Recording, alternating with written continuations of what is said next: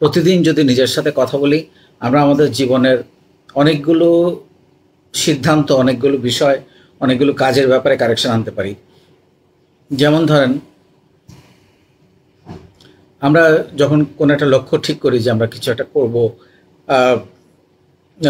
আমি সফল হতে চাই, উদ্যোক্তা হতে চাই, চাকরি জীবনে ভালো করতে চাই, বা কোনো একটা কাজ করতে চাই, দেশের জন্য কাজ করতে চাই, নিজের জন্য করতে চাই, তখন আমাদের মধ্যে যে জিনিসটা হয় সেটা হচ্ছে যে ঝামেলাটা হয় সেটা হচ্ছে যে আমাদের আমরা ধরেই নেই যে আমি যে কাজটা করতে যাচ্ছি ওটাতেই আমরা সফল হব,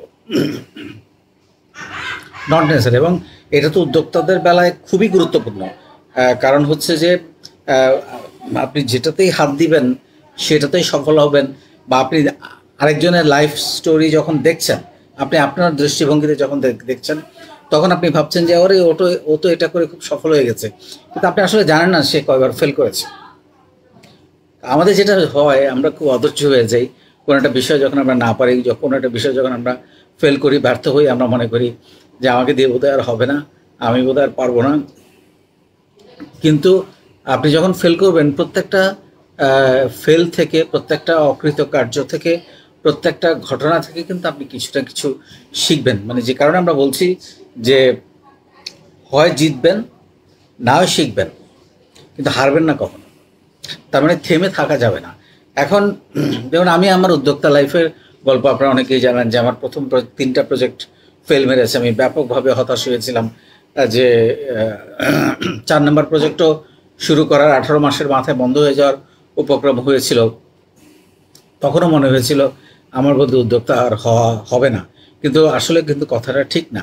আমি ঠিকই লেগেছিলাম ব্যাপকভাবে, হাল ছাড়িনি, ব্যাপক পরিশ্রম করেছি এবং সেখানে সফল হওয়ার চেষ্টা। কিন্তু আবার দেখা যাচ্ছে যে আবার 4 নাম্বার 5 নাম্বারও আবার ফেল করেছি, কারণ আসলে সব ডিম এক জায়গায় রাখতে হয় না। আপনি যখন চিন্তা করেন যে একটা ব্যবসা করব, একটাই হবে, তখন কিন্তু আপনার যখন উইংটা বড় হয়ে যাবে খুব ডিফিকাল্ট যে সব ইনভেস্টমেন্ট এক জায়গায় বিনিয়োগ করা, বিভিন্ন জায়গায় বিনিয়োগ করতে হয়। যার কারণে আমি ওইখানেও কিছু ফেল করে তারপরে আবার 6ষ্ঠ, 7ম, 8ম এগুলো আবার সফল হয়েছে, এরকম আর কি। যেমন আমার কোনো প্রতিষ্ঠান বয়স 18 বছর হয়ে গেছে, কোনোটার বয়স 6 বছর, কোনোটার বয়স 5 বছর, 4 বছর চলছে, এখনও বন্ধ হয়নি। তো এই জিনিসগুলো খুব ইম্পর্টেন্ট। তো সেই জন্য আমি আপনাদেরকে যেটা বলবো সেটা হচ্ছে যে মানে আপনি প্রতিদিন নিজের সাথে কথা বলে এইটুকু কারেকশন করবেন যে আমি আসলে হয়তো ওইটাতে ফেল করলাম। আমি লেখাপড়া বলেন, কোনো একটা সম্পর্কের বেলায় বলেন, কোনো একটা কাজের বলে বলেন, কোনো একটা স্কিলসের বেলায় বলেন, যে আমি হয়তো ওইখানে ফেল করলাম, কিন্তু আমি এখান থেকে আসলে শিখলাম কি। আমি হয়তো আমার 6 মাস 1 বছর সময় দিলাম সেখানে। যেমন আমি আপনাদেরকে একটা কথা বলেছিলাম যে আমার জীবনে আমি প্রথম 6 মাস বিনা বেতনে চাকরি করেছি। কারণ আমি যদি বলি যে এটা আমার একটা অসফলতা, কথাটা কিন্তু ঠিক না, কারণ আমি শিখেছি অনেক কিছু। আমি একটা অফিস কীভাবে চলে, অফিসের ডেকোরাম কী, কিছু বুকস অফ অ্যাকাউন্টস কীভাবে লিখতে হয়, মানুষের সাথে কীভাবে কথা বলতে হয়, ম্যানার, অনেক কিছু শিখেছি। তো আমি বেতনটা তো মুখ্য না, ডেফিনেটলি মুখ্য। মানে আমি যদি মনে করি আমি বেতন পাইনি, তার মানে আমি আসলে কিছুই পাই নাই, কথাটা কিন্তু ঠিক না। আমি কিন্তু অনেক কিছু শিখেছি, যার কারণে আমি পরবর্তীতে প্রথম জবে যখন আমি অ্যাপ্লাই করি, আমার কিন্তু দ্বিতীয় জবের জন্য অ্যাপ্লাই করতে হয় নাই, চাকরি হয়ে যায়। তো আমাদের মধ্যে অনেকেই আছেন 30-40টা ইন্টারভিউ দেওয়ার পরেও চাকরি হয় না। তার কারণ হচ্ছে আমরা আমার ভেতরে কি ল্যাকিংসগুলো আছে এগুলো কিন্তু আইডেন্টিফাই করি না। আমরা সবসময় ভেবে নেই যে মামা চাচা খালু না থাকলে বোধহয় চাকরি হবে না, এটা ভুল ধারণা। এখন মামা চাচা খালু হয়তো কোনো একটা জায়গায় সংযোগ করে দিতে পারে, কিন্তু আলটিমেটলি চাকরিটা টিকিয়ে রাখতে হয় কিন্তু তাকে, সে যেই হোক না কেন, যত আপনজন হোক না কেন, সে যদি দিন শেষে ভ্যালুয়েট করতে না পারে, দিন শেষে সেলস বাড়াতে না পারে, কোম্পানির গ্রোথে কন্ট্রিবিউশন করতে না পারে, তার কিন্তু চাকরি থাকবে না, ব্যবসাও থাকবে না, কিছুই হবে না।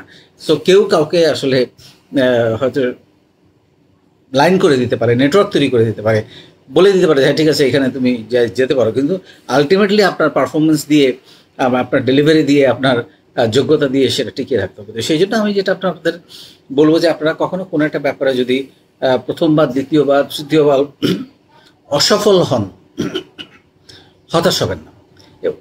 প্রথমে আপনি নোট ডাউন করার চেষ্টা করবেন যে আমি যে 6 মাস 1 বছর এটার পিছনে দিলাম, আমি হয়তো অসফল হয়েছে, আমি আসলে কি কি শিখেছি, আমি এফিসিয়েন্সি কতটা শিখেছি, সেলস মার্কেটিং কতটা শিখেছি, ডিজিটাল মার্কেটিং কতটা শিখেছি, মানুষের সঙ্গে নেটওয়ার্ক তৈরি করা কীভাবে শিখেছি, নিজেকে ব্র্যান্ডিং করা কীভাবে শিখেছি। এরকম অজস্র ঘটনা আছে।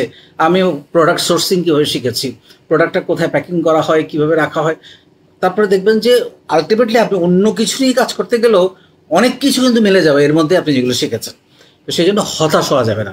আর নো শর্টকাট, আসলে আমাদের একটা তাড়াহুড়ো থাকে, বোধহয় হইল না বাদ দেই, কি এক ঝামেলা, মানে তাড়াহুড়ো থাকে, তাড়াহুড়ো দিয়ে ব্যবসা হয় না, জীবনে কিছুই হয় না, টেকেও না। সো এটা করা যাবে না। আপনারা যখনই মনে হবে কোনো কিছুতে অকৃতকার্য হয়েছেন, সেখান থেকে বের করার চেষ্টা করবেন আপনি কী কী শিখেছেন। তাহলে দেখবেন মনোবলটা বাড়বে, এবং মনোবলটা যখন বাড়বে তখন আপনার মধ্যে একটা ক্রিয়েটিভিটি তৈরি হবে, একটা সাহস তৈরি হবে, একটা ভালো লাগা তৈরি হবে যে হ্যাঁ আমি আসলে তো কিছু না কিছু অর্জন করেছি। এই অর্জনগুলো পরবর্তী ধাপে, পরবর্তী আইডিয়াতে, পরবর্তী যে কাজ আপনি করতে যাবেন সেখানে কিন্তু আপনাকে ব্যাপকভাবে ভ্যালু অ্যাড করবে। সো আসলে যেটা দরকার সেটা হচ্ছে যে আপনি যদি নিজের সাথে কথা বলেন, তখন আপনি এই জিনিসগুলো আইডেন্টিফাই করতে পারবেন। আদারওয়াইজ কিন্তু আপনি পারবেন না। তখন আপনি হ্যাঁ ও রাইট, আমি এটা পারি নাই, আমি শিখছি অনেক কিছু, আমি মানুষ চিনেছি। সবচেয়ে বড় কথা, আমরা কিন্তু অনেক সময় মানুষ চিনতে পারি না, এবং আমরা একই ভুল বারবার করি। কেন জানেন? কারণ নিজের সাথে আমরা কথা বলি না। আপনি যখন নিজের সাথে কথা বলবেন, আপনি যে কোনো একটা ভুল লাইফে একবার করবেন। তো এগেইন আমি আমার যে বক্তব্যটা বলে শেষ করতে যাচ্ছি যে হয় জিতবেন অথবা শিখবেন, কিন্তু হাল ছাড়া যাবে না, এবং একই সঙ্গে থেমে থাকা যাবে না, সেটার সঙ্গে কন্টিনিউয়াসলি লেগে থাকতে হবে। এবং হয়তো আপনার প্রোডাক্ট পরিবর্তন হবে, আইডিয়া পরিবর্তন হবে, কিন্তু আপনার যে অ্যাটিটিউড, আপনার যে ভালোবাসা কাজের প্রতি, আপনার যে সময় দেয়া, সেটা একই রকম থাকতে হবে। অনেক ধন্যবাদ। আপনার প্রত্যেকেই সফল হন জীবনে, সুস্থ থাকেন, আল্লাহ ভালো রাখুক আপনাদেরকে। আপনাদের জন্য অনেক অনেক দোয়া এবং ভালোবাসা থাকলো। আসসালামু আলাইকুম।